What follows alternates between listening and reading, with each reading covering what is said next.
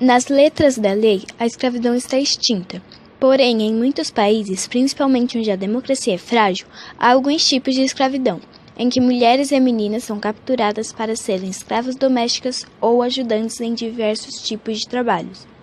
Há ainda o tráfico de mulheres para prostituição forçada, principalmente em regiões pobres da Rússia, Filipinas e Tailândia, dentre outros países.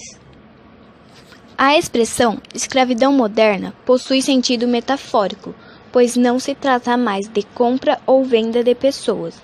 No entanto, os meios de comunicação em geral utilizam a expressão para designar aquelas relações de trabalho, nas quais as pessoas são forçadas a exercer uma atividade contra sua vontade, sob ameaça, violência física e psicológica, ou outras formas de intimidações. Muitas dessas formas de trabalho são acobertadas pela expressão trabalhos forçados, embora quase sempre impliquem o uso da violência. Atualmente, há diversos acordos e tratados internacionais que abordam a questão do trabalho escravo, como as Convenções Internacionais de 1926 e a de 1956, que proíbem a servidão por dívida. No Brasil, foi somente em 1966 que essas convenções entraram em vigor e foram incorporadas à legislação nacional. A Organização Internacional do Trabalho trata do tema nas convenções número 29 de 1930 e 105 de 1957. Há também a Declaração de Princípios e Direitos Fundamentais do Trabalho e seu segmento, de 1998.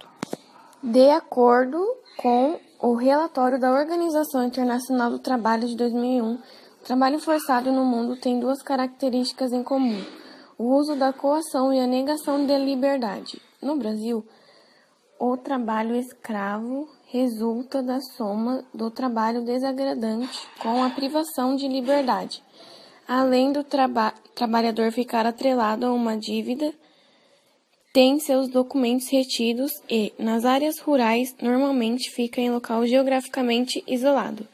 Nota-se que o conceito de trabalho escravo é universal e todo mundo sabe o que é escravidão.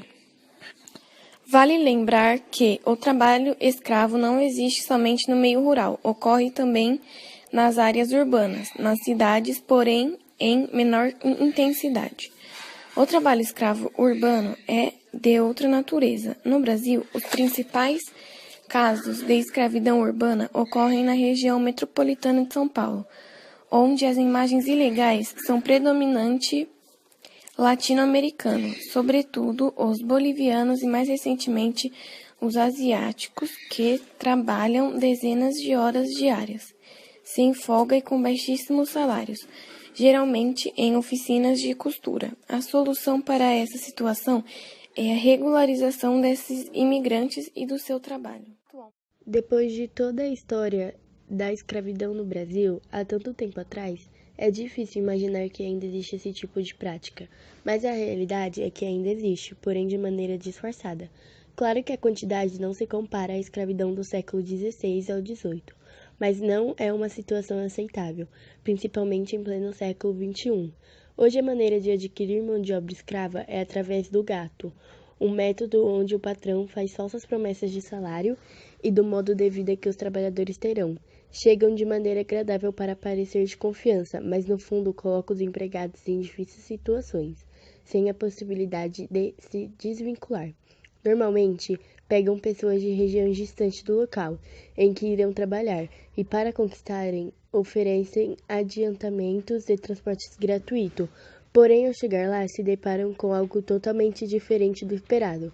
O patrão já informa que o empregado possui dívidas pelo dinheiro adiantado, pelo transporte, alimentação, alojamento e até pelos instrumentos de trabalho que são necessários, e sem contar que os preços são muito acima do comum. Aos que tentam ir embora não há como, pois os patrões alegam que o trabalhador possui dívidas e que não pode ir embora sem pagá-las. Porém, quanto mais ficar lá, mais terá que pagar, ou seja, vive somente para isso. Sofre muitas ameaças e se tentam fugir, podem ser vítimas de surras e humilhações. E não existe maneira de pedir ajuda, pois normalmente as propriedades são distantes da cidade e de outro local povoado.